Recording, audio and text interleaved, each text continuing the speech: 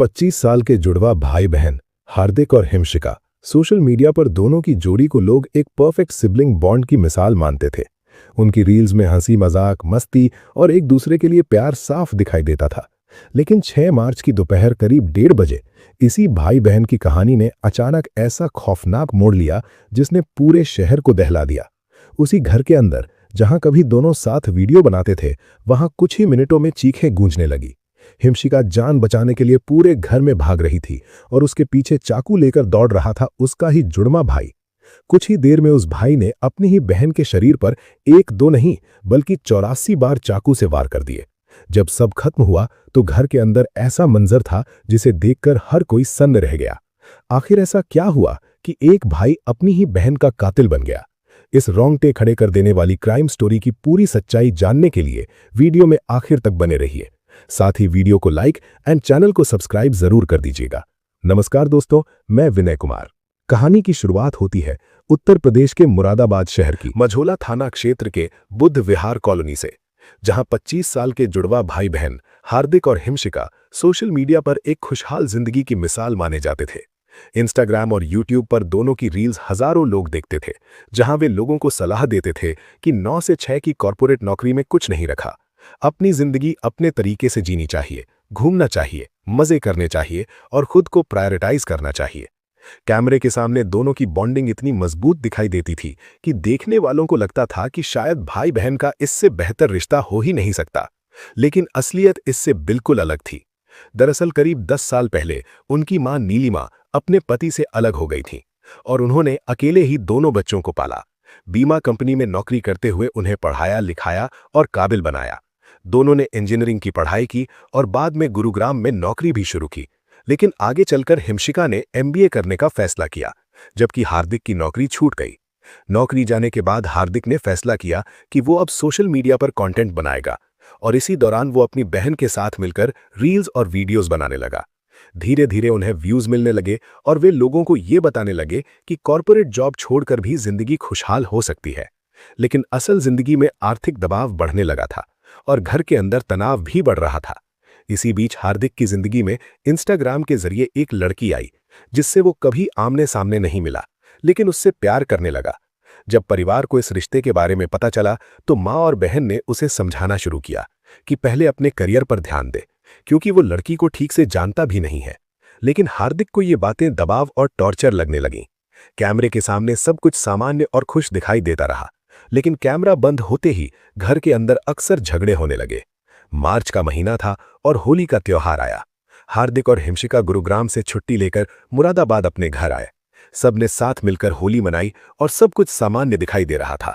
लेकिन 2 दिन बाद यानी 6 मार्च की दोपहर 1:30 बजे तब घर में सिर्फ हार्दिक और हिमशिका मौजूद थे। उसी समय अचानक हार्दिक किचन में गया और वहां से सब्जी काटने वाला बड़ा चाकू उठाकर अपनी बहन के कमरे में पहुंचा और पीछे से उसके गले पर पहला वार कर दिया। अचानक हुए इस हमले से हिमशिका घबरा गई और जान बचाने के लिए पूरे घर में भागने लगी। लेकिन हार्दिक उसके पीछे पीछे चाकू लेकर दौड़ता रहा। कमरे से किचन, किचन से आंगन तक ये खौफनाक पीछा चलता रहा और पोस्टमार्टम रिपोर्ट के मुताबिक हार्दिक ने अपनी ही जुड़वा बहन पर 84 बार चाकू से वार किया, जिससे उसके शरीर के कई अहम अंग जैसे दिल, लिवर और पेट तक बुरी तरह क्षतिग्रस्त हो गए और आखिरकार उसकी मौत हो गई। इसके बाद हार्दिक ने अपनी बहन की लाश को कंबल में लपेटकर आंगन में रख दिया और फिर अपनी मां को लेने उनके ऑफिस पहुंच गया। उसने मां से कहा कि घर चलो, मैं तुम्हें एक बड़ा सरप्राइज देना चाहता हूं। मां को कुछ भी शक नहीं हुआ और वो उसके साथ घर आ गईं।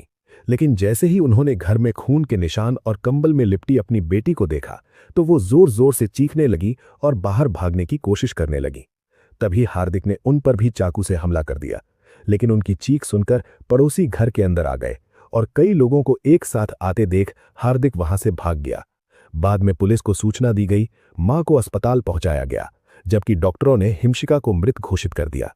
पुलिस ने फोन लोकेशन और सर्विलांस के जरिए कुछ ही समय में हार्दिक को गिरफ्तार कर लिया। जब पुलिस ने उससे पूछा कि उसने अपनी बहन की हत्या क्यों की, तो उसने कहा कि उसकी मुस्लिम गर्लफ्रेंड को लेकर उसकी बहन और मां उसे मानसिक रूप से परेशान करती थीं और बार बार कहती थीं कि वो लड़की को छोड़कर अपने करियर पर ध्यान दे। हार्दिक के मुताबिक इसी गुस्से में उसने अपनी बहन की हत्या कर दी और मां को इसलिए मारना चाहता था क्योंकि अगर वो जेल चला जाता तो मां अकेली रह जाती। हालांकि पुलिस को उसकी इस कहानी पर शक हुआ, क्योंकि सोशल मीडिया पर दोनों भाई बहन के रिश्ते में कहीं भी नफरत दिखाई नहीं देती थी। और जांच में यह भी सामने आया कि हार्दिक उस लड़की से कभी मिला ही नहीं था और कुछ समय पहले उनका ब्रेकअप भी हो चुका था। इस घटना के बाद हार्दिक को गिरफ्तार कर जेल भेज दिया गया। लेकिन इस पूरे मामले ने एक मां की जिंदगी हमेशा के लिए बदल दी, क्योंकि उसने अपनी बेटी खो दी और उसका बेटा भी जेल पहुंच गया। ये मामला एक बार फिर ये दिखाता है कि सोशल मीडिया पर दिखाई देने वाली खुशहाल जिंदगी हमेशा सच्ची नहीं होती, क्योंकि कई बार कैमरे के पीछे छुपी कहानी बेहद दर्दनाक और खौफनाक होता है। आज के समय में सोशल मीडिया हमारी जिंदगी का एक बड़ा हिस्सा बन चुका है, लेकिन हमें यह समझना होगा कि जो जिंदगी हमें इंस्टाग्राम, यूट्यूब या दूसरे प्लेटफॉर्म्स पर दिखाई देती है, वो हमेशा पूरी सच्चाई नहीं होती। कई लोग कैमरे के सामने खुशहाल, सफल और परफेक्ट जिंदगी दिखाते हैं, लेकिन कैमरे के पीछे उनकी असली जिंदगी संघर्ष, तनाव और परेशानियों से भरी हो सकती है। इसलिए किसी की ऑनलाइन लाइफ देखकर अपनी जिंदगी से तुलना करना या उससे प्रभावित होकर बड़े फैसले लेना सही नहीं होता। हमें यह भी समझना चाहिए कि गुस्सा, असफलता, रिश्तों में मतभेद और मानसिक दबाव जीवन का हिस्सा है, लेकिन इन समस्याओं का हल हिंसा या नफरत कभी नहीं हो सकता। परिवार और रिश्तों की सबसे बड़ी ताकत आपसी समझ और एक दूसरे का साथ होता है।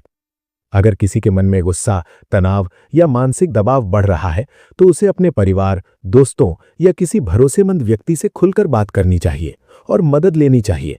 समाज के रूप में भी हमें यह सीखना होगा कि हम एक दूसरे की भावनाओं और मानसिक स्थिति को समझें और समय रहते मदद करें, क्योंकि एक पल का गुस्सा या गलत फैसला सिर्फ एक इंसान की नहीं, बल्कि पूरे परिवार की जिंदगी हमेशा के लिए बर्बाद कर सकता है। दोस्तों, इस घटनाक्रम को साझा करने का मेरा मकसद किसी की भावनाओं को ठेस पहुंचाना या किसी के दर्द को दोहराना नहीं है। मेरा उद्देश्य सिर्फ इतना है कि ऐसी घटनाओं से हम सब कुछ सीख सकें और समझ सकें कि गुस्सा, तनाव और गलत फैसले किस तरह एक पूरे परिवार की जिंदगी हमेशा के लिए बदल सकते हैं।